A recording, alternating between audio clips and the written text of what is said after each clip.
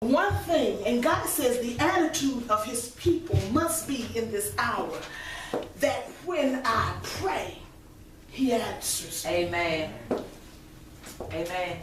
He said it's just like a parent sitting in the room with a child, and that child said, Mama, Daddy, Mama, Daddy, and they sit there and they ignore that child.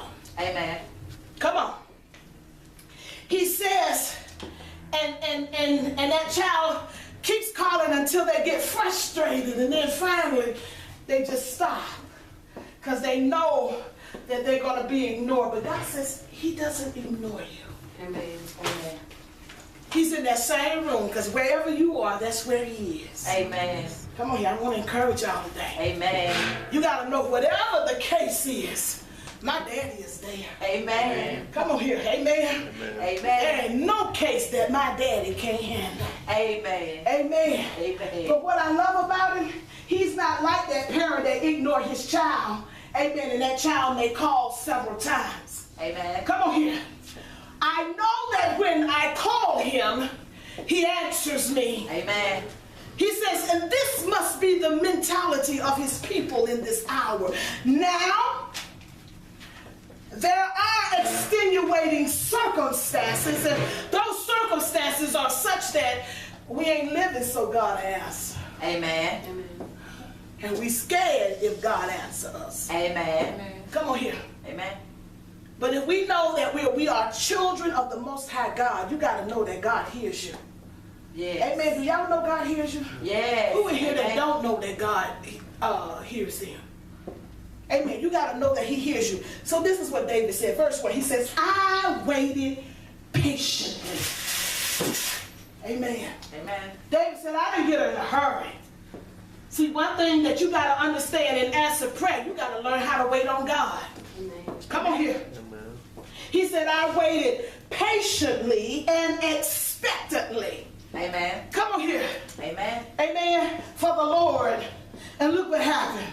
And he inclined to me. Or David say, and he heard me. Yes. Come on. Amen. And he heard my cry.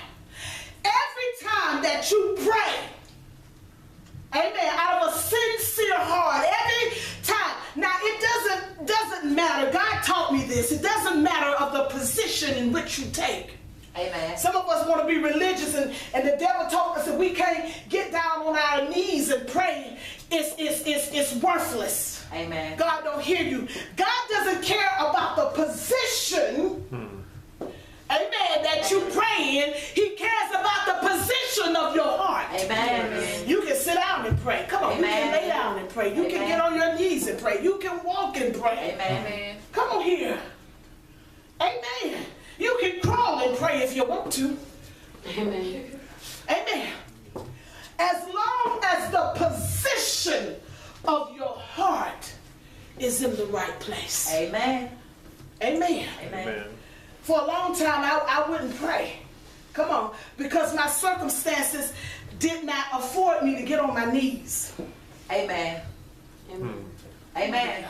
Amen. Y'all know I'm talking to all these religious spirits in here, because the devil done told y'all the same thing. Amen. You gotta get on your knees.